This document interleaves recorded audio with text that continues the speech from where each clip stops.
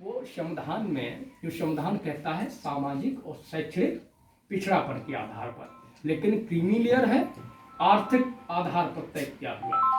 अभी शर्मा समिति एक बनी हुई थी, उसने अनुशंसा की है कि खेती की आय को और सैलरी इनकम को इसमें जोड़ दिया जाए, और इसकी जो है वार्षिक सीमा 14 लाख, पता ही कितनी बताई बढ़ाने, 14-15 लाख कर दी जाए, 14 लाख 15 लाख कर दी जाए। अब आप सोचिएगा, आपकी खेती की इनकम जो अभी तक उसमें शामिल नहीं थी, आपकी सैलरी इनकम जो नौकरी में, जो आपको जॉब में या सरकारी प्राइवेट जो भी आपको सैलरी मिलती है, उसमें जो अभी शामिल नहीं थी, जब वो भी शामिल कर दी जाएगी, है ना, तो फिर आप 15 लाख कर दो, चाहे 20 लाख कर दो सालाना उसका, या 25 लाख कर दो, तब भी हमारा 80% ओबीसी क्रीमी लेयर में आ जाएगा और रिजर्वेशन से बाहर हो जाएगा।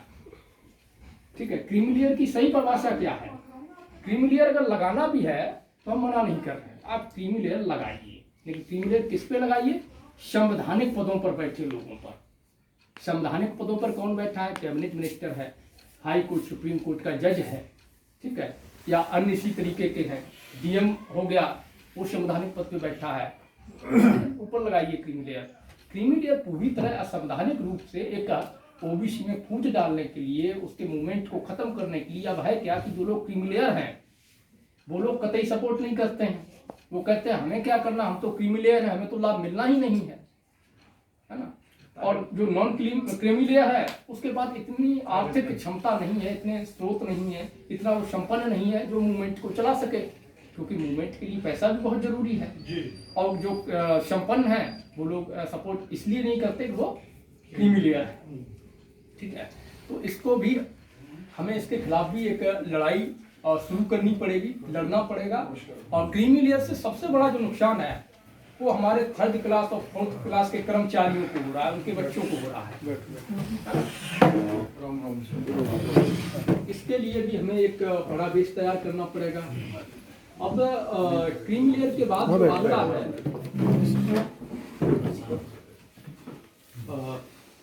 क्रीमी लेयर हो गया, कोलेजियम हो गया, लेटरल एंट्री हो गई, जात जनगणना हो गया। ठीक है, तो ये कुछ मुद्दे ऐसे हैं जिन पर हमें विशेष फोकस करने की जरूरत है। और देखिए क्रीमी लेयर का बड़ा केस देखिए, 320 बच्चे थे जो सिलेक्ट हो गए थे, आईएएस वगैरह बन गए थे, उनको लास्ट टाइम में निकाल दिया गया, ज्वाइनिंग के एंड टाइम पे, क्या कह के कि आप जो है क्रीमी लेयर है, और उन 320 को निकाल के 320 कास्ट को जगह मिल गई। तो क्रीमी लेयर क्या है? ये आपके खिलाफ एक उनका मजबूत हथियार है। इससे क्या है, पहले तो आप बटे हुए हैं क्रीमी लेयर और नॉन क्रीमी लेयर, 2 भागों में। जो क्रीमी लेयर है वो आपका सपोर्ट नहीं करेगा, और नॉन क्रीमी लेयर जो है उसके पास इतनी क्षमता नहीं है, वो इकट्ठा तो हो सकता है लेकिन आर्थिक स्रोत जो चाहिए होता है उसको चलाने के लिए वो चीजें वो नहीं जुटा पाता है। ठीक है, तो इसको इसके खिलाफ हमें लड़ना पड़ेगा। अब जो महत्वपूर्ण चीज है कि हमें इसके लिए कैसे काम करना है, तो इसके कई तरीके हैं। ये समाज के जो जागरूक साथी हैं हमारे, पहले तो हमें ये मान के चलना पड़ेगा कि अगर हम कहीं बात करते हैं, जाते हैं किसी कार्यक्रम में, सामने हमसे पूछते हैं कि आप कौन हो, अभी तो हम क्या पूछते हैं, कौन जाता है। तो जाति पूछने से काम नहीं चलेगा, बात वहीं पर आ जाएगी, है ना। हमें ये देखना पड़ेगा सामने वाला ओबीसी है, अगर वो ओबीसी है तो फिर ठीक है, हम अपनी बात उससे शेयर कर सकते हैं और उसकी मदद हम ले सकते हैं, और उसको हम मदद दे सकते हैं। ठीक है, तो हमें पहले तो ओबीसी को फोकस करके चलना पड़ेगा, ये ध्यान में रखना पड़ेगा कि हम लोग ओबीसी हैं। दूसरा, हमें काम कैसे करना पड़ेगा, इसके लिए विशेष जरूरी है कि पहले तो लोग अधिकार जाने। अधिकार कैसे जाने, उसके लिए हमें प्रयास करना पड़ेगा। जैसे छोटी छोटी पत्रिकाएं हैं, या जो साथी पत्रिकाएं नहीं कर सकते हैं, बनवा सकते हैं, पम्पलेट नहीं बनवा सकते तो कर सकते हैं कि घर में बैठ के 5-10 मिनट फेसबुक लाइव के माध्यम से। आजकल तो सोशल मीडिया बहुत अच्छा साधन है, आप यूट्यूब के लिए वीडियो बना के डालो, उससे आगे आपका कुछ स्रोत भी बनता है अर्निंग का। फेसबुक लाइव के माध्यम से लोगों को जागरूक करने का काम करिए, है ना। तमाम सोशल मीडिया साइट्स हैं, उन पर जो है आप सही तरीके से संतुलित और तार्किक भाषा में अपनी बातों को रखिए, किसी से उल्ट सुल्ट बोलने का कोई मतलब नहीं है। मंडल कमीशन की सिफारिशें हैं वो लोगों को बताइए। संविधान ने हमें क्या अधिकार दिए हैं वो लोगों को बताइए। हमारी भागीदारी है कितनी, हमें मिल कितना रहा है वो लोगों को बताना पड़ेगा। ये तमाम ऐसे मुद्दे हैं। अब इस पे हमें रणनीतिक संघर्ष से आज संगठन की विचारधारा को आगे कैसे ले जाना होगा, उसके लिए कुछ रास्ते। नंबर 1, आप डायरेक्ट संगठन से जुड़ करके डायरेक्ट संघर्ष कर सकते हैं, सामने आकर के शारीरिक श्रम दे सकते हैं, एक तरीका हो गया। दूसरा तरीका हो गया आप बौद्धिक श्रम दे सकते हैं, आर्टिकल लिख सकते हैं, हमारे लिए जानकारी जुटा सकते हैं, आंकड़े हमें दे सकते हैं लाके, या जिस तरीके से प्रोग्राम है फेसबुक वगैरह, इनसे आप जो है लोगों को जागरूक कर सकते हैं। ठीक है। तीसरा है कि आप आर्थिक सपोर्ट कर सकते हैं अपनी क्षमता के अनुसार।